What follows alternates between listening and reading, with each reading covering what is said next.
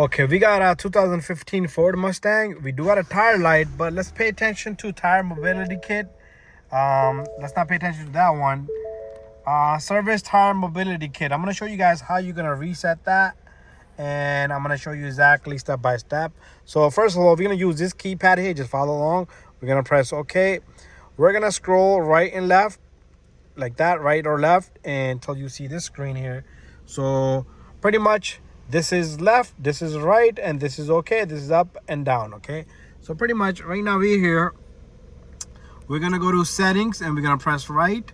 Then we're gonna go to vehicle, just like there. We're gonna press right, and tire mobility is right there. If you want to reset the light on oil, you could do it from right there. But let's go to mobility, press right, and we're gonna press 3 years. They just got brand new tires.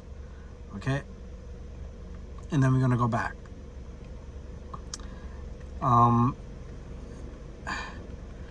Tire mobility kit.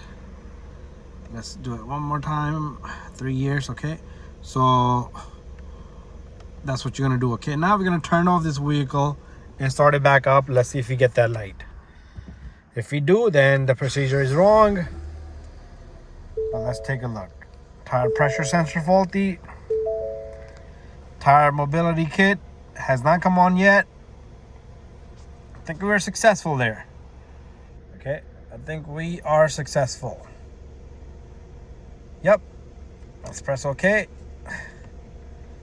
And we're gonna go back. So we're gonna leave it back where it was at. Anyways, that's how you're gonna reset that. But the tire issue is another video. Thank you for watching video on how to reset the tire mobility kit. I do have a video on this, and this is another one.